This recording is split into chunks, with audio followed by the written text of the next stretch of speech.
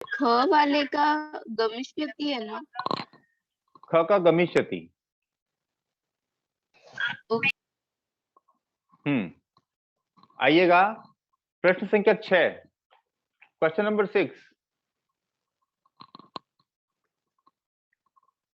प्रश्न संख्या 66, 66 प्रश्न संख्या। देखिएगा, उपसर्ग, प्रत्यय और धातु, तीन शब्द, तीन चीजें करनी है।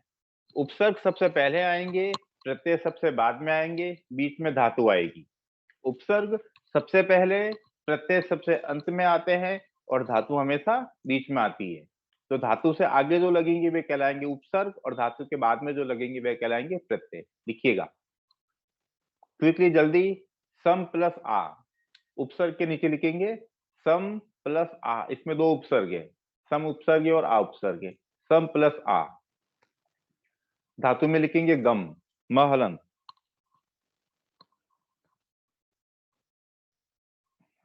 और प्रत्यय में कौन सा प्रत्यय है? क्षत्रिय प्रत्यय। उपसर्ग में सम प्लस आ, धातु में गम धातु, गम धातु का अर्थ होता है जाना। और प्रत्यय में लिखेंगे क्षत्रिय, क्षत्रिय का क्या शेष बचेगा? अत और अन। नंबर 2, आगच्छन। आगच्छन में आ प्रत्यय, आ प्रत्यय, गम धातु और क्षत्रिय प्रत्यय। आ उपसर्ग, गम धातु, क्षत्रिय प्रत्यय। संभवन, संभवन में सम उपसर्ग, महलन। संभवन में सम उपसर्ग, भू धातु, भू का अर्थ होता है होना। और प्रत्यय कौन सा है? क्षत्रिय। सब में क्षत्रिय प्रत्यय है, पहले बता देता हूं आपको, तो सब में लिख लीजिएगा आप। प्रतिगच्छन्ति, प्रतिगच्छन्ति में प्रति उपसर्ग, गम धातु, क्षत्रिय प्रत्यय। और सबसे अंतिम में लिखा हुआ है, रिपीट अगेन, प्रत्यय उपसर्ग में देखिएगा सबसे पहला सम प्लस आ, उसके नीचे आ उपसर्ग है, उसके नीचे सम उपसर्ग है और उसके नीचे प्रति उपसर्ग है। धातु में देखिएगा, पहले में गम धातु है, दूसरे में गम धातु है, तीसरे में भू धातु है, चौथे में गम धातु है और प्रत्यय सब में समान है। प्रश्न संख्या 7 आपको ऐप पे मिल चुका है।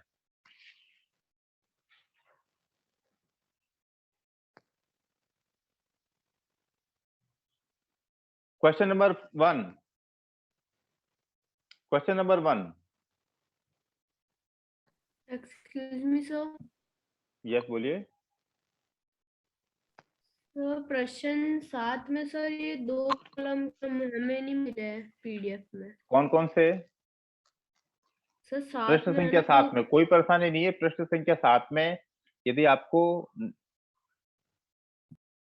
नहीं मिला है तो मुझको बता देना, मैं भेज दूंगा वापस, है ना। Okay sir. वैसे मैंने इसमें ल्यप का, क्षत्रिय का और सानस के दो दो उदाहरण भेजे हुए हैं मिलित। अभी आप क्वेश्चन नंबर 1 आइए, है ना। आपको एक को परेशानी है, मैं आपको भेज दूंगा, नहीं तो मुझको मैसेज ड्रॉप कर देना, मैं पीडीएफ सेंड कर दूंगा आपको। ओके, नहीं होगी परेशानी। प्रश्न संख्या 1, पूर्ण वाक्य में उत्तर देना है। 12 वर्षीय स किम अगतवान। लिखिएगा सर्वान त्रिकोण मिति। अब ये मैंने पढ़ा था आपको कि 10 वर्ष से अधिक होने पर वो शोध लेख लिखने लगे। सर्वान त्रिकोणम इति।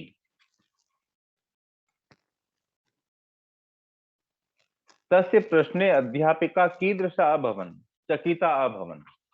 लिखिएगा चकिता। पूर्ण वाक्य में उत्तर लिखेंगे। तस्य प्रश्ने अध्यापक दृष्ट्वा चकिता अभवन्। कीदृशा को हटा दीजिएगा और चकिता लिख दीजिएगा वहां पर, चकिता अभवन्। प्रश्न संख्या 3 का उत्तर लिखा हुआ है।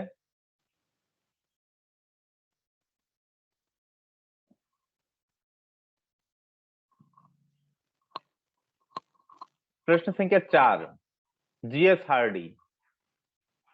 सर श्रीनिवास रामानुजन केन निमंत्रित मान जीएस हार्डी।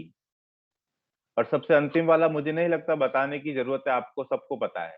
वापस बता देता हूं। प्रश्न संख्या 1, सर्वान त्रिकोणमिति। प्रश्न संख्या 2 का उत्तर है चकिता अभवन। 3 का उत्तर लिखा हुआ है। 4 आपको पता है किसने बुलाया था? जीएस हार्डी, इंग्लैंड देश के गणित विद्वान। और सबसे अंतिम वाला प्रश्न आपको खुद करना है, वो किस रोग से पीड़ित हुए थे? किस रोग से उनकी मृत्यु हुई थी? क्षय रोगात। ओके,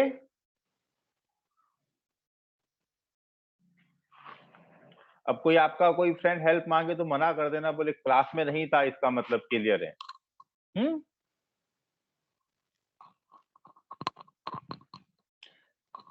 यस, नेक्स्ट में आओ, पेज नंबर 67।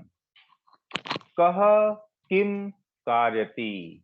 कह यानी कौन, किम यानी क्या, कार्यति यानी करना। कह यानी कौन पुल्लिंग का एक वचन है, सर्वनाम रूप है। किम यानी क्या, किम का अर्थ होता है क्या, कार्यति का अर्थ होता है करना। कार्यति में क्री धातु है, क्री का अर्थ होता है करना, लिख लीजिएगा। प्रेरणार्थक धातु, प्रेरणार्थक उसे कहते हैं किसी काम को करने के लिए प्रेरित करना। जैसे आपको घर वाले पढ़ने के लिए प्रेरित करते हैं, स्कूल में आप लोगों को सारे शिक्षक पढ़ने के लिए प्रेरित करते हैं। और अच्छा बच्चा एक दूसरे अपने मित्र को पढ़ने के लिए प्रेरित करता है। प्रेरित किसी भी काम के लिए कर सकते हैं, अच्छे और बुरे, लेकिन बुरा काम हमारे लिए नहीं है, वो बुरे लोगों के लिए। तो देखिएगा, शिक्षण बिंदु प्रेरणार्थक धातु, प्रश्न आएगा एग्जाम के अंदर प्रेरणार्थक धातु।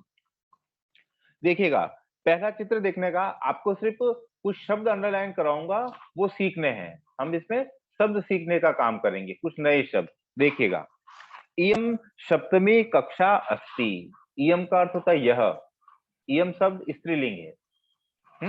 इयम सप्तमी कक्षा अस्ति, यह सप्तमी कक्षा है।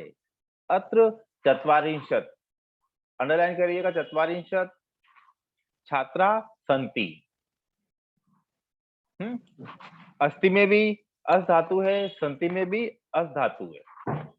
अध्यापिका, अध्यापिका तान, तत्शब्द का हमारे कोर्स के अंदर है तत्शब्द, पुल्लिंग स्त्रीलिंग नपुंसकलिंग, सतोते सातेता तत्तेतानि। तान संस्कृतम पाठयति, अंडरलाइन पाठयति को, पाठयति जो शब्द है प्रेरणार्थक शब्द है।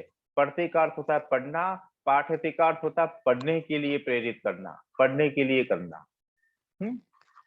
पढ़ती का प्रेरणार्थक क्या बना? पाठयति। इससे नीचे लिख लीजिए पढ़ती, पढ़ती का प्रेरणार्थक पाठयति।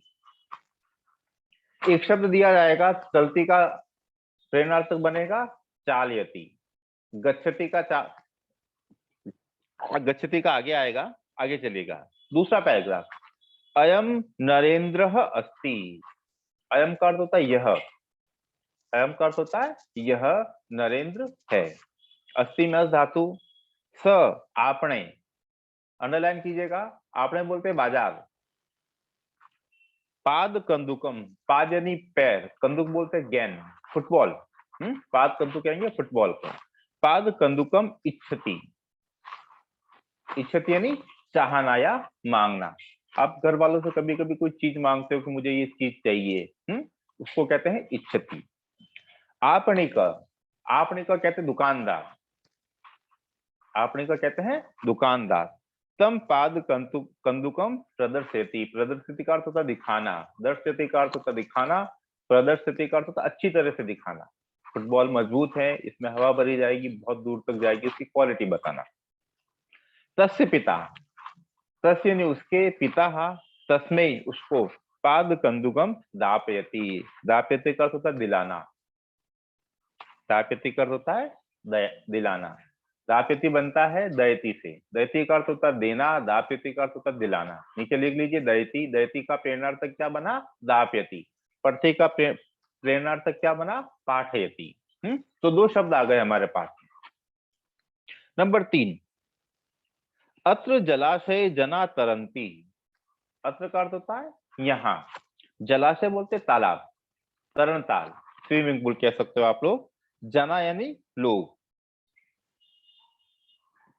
तरंती, तरंती का अर्थ होता है तैरना, तरती का तरंती बना। तरती प्रथम पुरुष का एक वचन है, तरंती है प्रथम पुरुष का बहुवचन। पढ़ती का जैसे पठंती बनता है, उसी तरह से तरती का तरंती बना। प्रशिक्षक, प्रशिक्षक बोलते सिखाने वाला, प्रशिक्षु यानी सीखने वाला। मैं आपका प्रशिक्षक हूँ, प्रशिक्षक कह सकते हैं टीचर को, लिख लीजिए, और प्रशिक्षु कह सकते हैं स्टूडेंट को। मैं प्रशिक्षक हूँ और आप प्रशिक्षुन है, यानी सीखने की इच्छा रखने वाले। तरणम शिक्षयति, तरणम बोलते तैरना, तरणम का अर्थ होता है तैरना, शिक्षयति का अर्थ होता है सिखाना।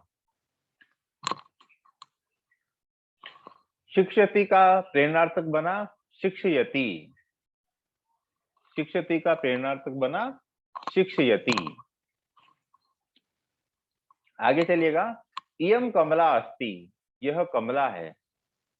सा जनन्या, जनन्या बोलते माता, आपकी जो जिसको मम्मी बोलते हो उसे कहते हैं जनना, जनन्या, जननी।